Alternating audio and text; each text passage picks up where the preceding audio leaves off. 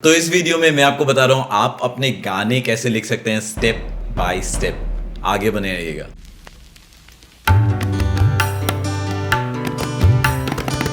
तो बहुत सारे लोगों का मानना है कि आपको इंस्पिरेशन की ज़रूरत होती है या फिर राइट मोमेंट का इंतज़ार करना पड़ता है अच्छे गाने लिखने के लिए, अच्छा म्यूज़िक लिखने के लिए।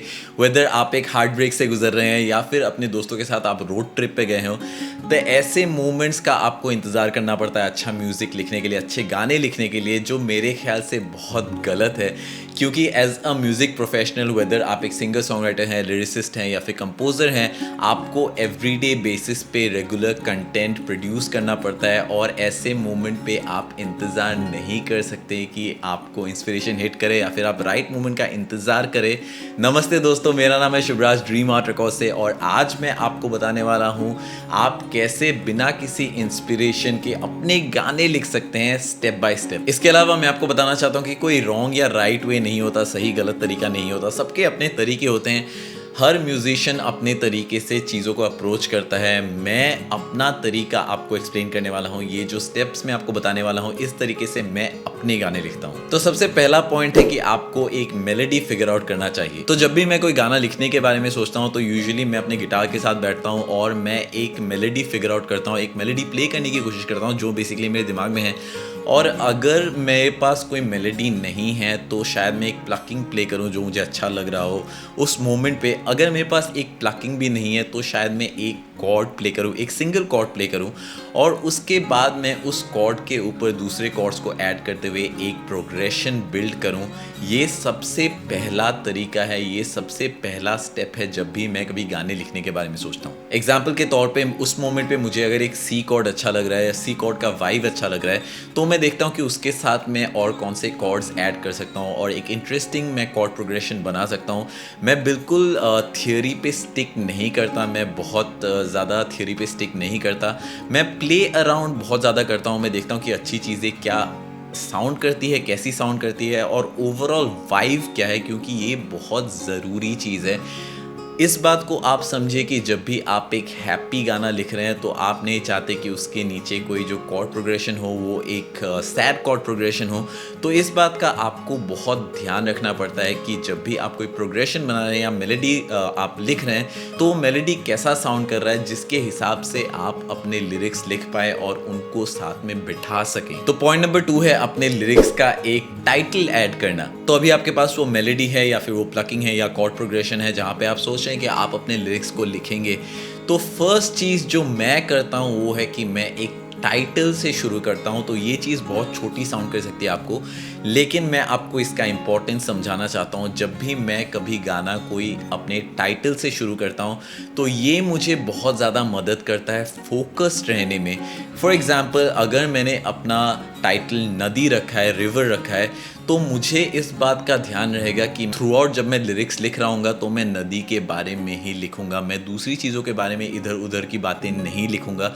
मुझे इससे काफ़ी हेल्प मिलता है अपने टॉपिक पे फोकस रहने के लिए।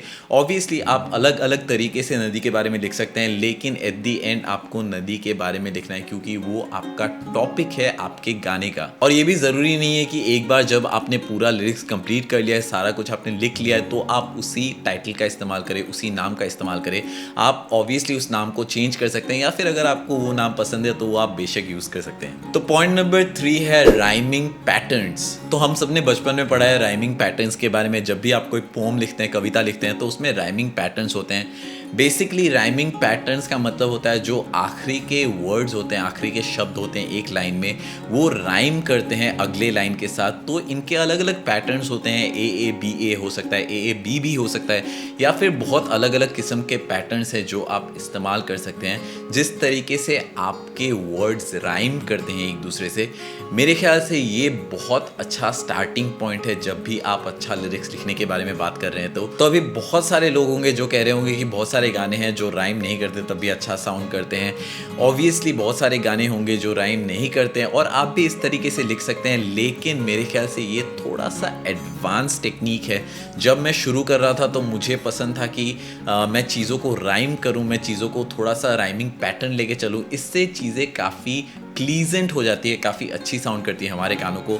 और ऑब्वियसली थोड़ा सा एक्सपीरियंस के बाद आप चीज़ों को प्ले कर सकते हैं, उनके साथ आप प्ले अराउंड कर सकते हैं, थोड़ा सा आप और डिटेल या एडवांस मोड पे जा सकते हैं। क्योंकि लिरिक्स मेरे लिए बहुत सिंपल चीज़ है, बहुत साधारण चीज़ है, क्योंकि मैं उन्हीं लिरिक्स के साथ रिलेट कर पाता हूँ जो मैं बहुत इजीली समझ पाता हूँ। और ये मैं एक्सपेक्ट करता हूँ अपने ऑडियंस से भी। अगर मैं कोई गाना लिख रहा हूँ तो मैं उसमें ऐसे शब्दों का इस्तेमाल करना चाहता हूँ, ऐसे वर्ड्स का इस्तेमाल करना चाहता हूँ जो लोग इजीली समझ पाए।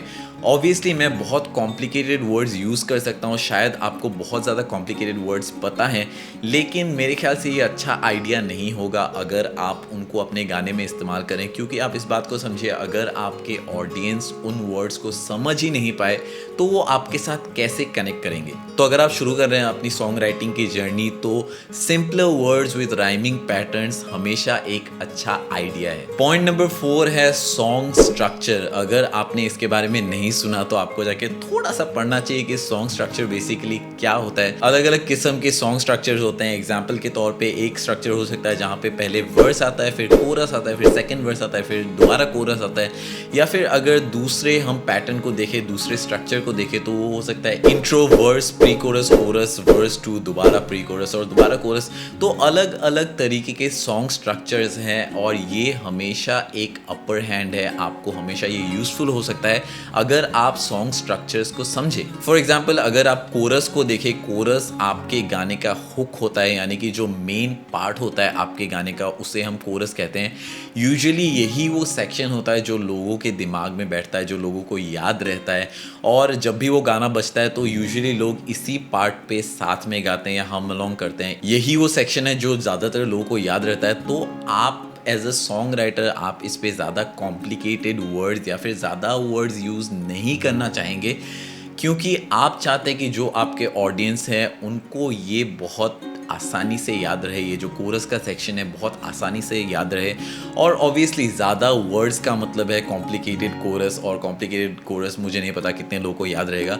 तो कोरस को हम हमेशा कोशिश करते हैं कि जितना हो सके सिंपल रखें। इस तरीके से अलग अलग पार्ट्स का अलग अलग मीनिंग है एक गाने में, और एक सॉन्ग स्ट्रक्चर को समझना बहुत हेल्पफुल हो सकता है आपके लिए एज अ सॉन्ग राइटर या फिर एज अ म्यूजिशियन। तो आखिरी पॉइंट है प्ले फॉर ओपिनियंस। तो आपने अपने गाने के प्रोग्रेशन को बना लिया, अपना टाइटल डाल लिया, आपने अपने लिरिक्स लिख लिए और अभी आपका गाना तैयार है, आपने उसको कंपोज भी कर लिया और आप इस मोमेंट पे है कि आप तैयार है उस गाने के साथ। तो आपको जाके अभी किसी को गाना वो सुनाना चाहिए, और किसे सुनाना चाहिए ये बहुत ज़्यादा मैटर करता है, क्योंकि आपको बेसिकली एक ऐसे इंसान की ज़रूरत है जो आपको सच बता सके। इस बात को आपको समझना है कि बहुत सारे लोग होंगे जो आपको कहेंगे कि बहुत अच्छा आपने काम किया है, और बहुत सारे लोग होंगे जो आपको हमेशा आपकी गलतियां निकालेंगे, लेकिन आपको ऐसे बंदे को ढूंढना है जो आपको हमेशा सच बताए। यानी कि जब आपका गाना अच्छा साउंड कर रहा हो तो वो आपको अच्छा साउंड कर रहा है ये बताए, और जब आपका गाना अच्छा साउंड नहीं कर रहा हो तो ये भी आपको वो बहुत ब्लंटली बताए। इसकी बहुत ज़्यादा ज़रूरत है, इसकी बहुत ज़्यादा अहमियत है। और अगर इस मोमेंट पे आप सोचें कि आपके पेरेंट्स शायद बेस्ट हैं इसको जज करने के लिए, मे बी वो बेस्ट है, लेकिन आपको इस बात को भी ध्यान रखना चाहिए कि शायद आपके पेरेंट्स थोड़े से बायस्ड होंगे, क्योंकि आप उनके बेटे हैं, आप उनके बच्चे हैं। तो ऑब्वियसली वो हमेशा थोड़ा सा आपको अच्छा फील कराने के लिए, या थोड़ा सा उनका ओपिनियन हमेशा बायस रहेगा आपकी ओर। तो यूजुअली एक अच्छा फ्रेंड या फिर मेंटर जो म्यूज़िक को समझता है और जो आपकी एक्चुअल में कदर करता है, ऐसे लोग बेस्ट होते हैं ओपिनियंस के लिए। तो ये था मेरा वीडियो जहाँ पे मैं आपको बताया था कैसे आप अपने गाने लिख सकते हैं स्टेप बाय स्टेप। अगर आपके पास भी कोई आइडियाज़ हैं, आपके पास भी कोई थॉट्स हैं या फिर लिरिक्स हैं, प्लीज़ जाके उनको कमेंट सेक्शन पे डालिए, मैं भी उनको पढ़ना चाहूँगा। और ऑब्वियसली अगर वो अच्छे हैं तो फॉर श्योर मैं उनको पिन करूँगा अपने कमेंट्स पे। और अगर आपको ये वीडियो पसंद आए तो मेरे चैनल को जाके सब्सक्राइब ज़रूर कीजिए, उस बेल के आइकन को दबाना मत भूलिएगा। और अभी तक अगर आपने मुझे जाके इंस्टाग्राम पे फॉलो नहीं किया, प्लीज़ जाएं इंस्टाग्राम पे फॉलो करें, वहाँ पे मेरे रेगुलर अपडेट्स होते हैं। आप मुझसे बातें कर सकते हैं, मैं आपसे बातें कर सकता हूँ, हम एक दूसरे की मदद करते हुए एक कम्युनिटी बिल्ड कर सकते हैं। मैं मिलता हूँ आपको अगले वीडियो में, तब तक के लिए टेक केयर, साइन आउट।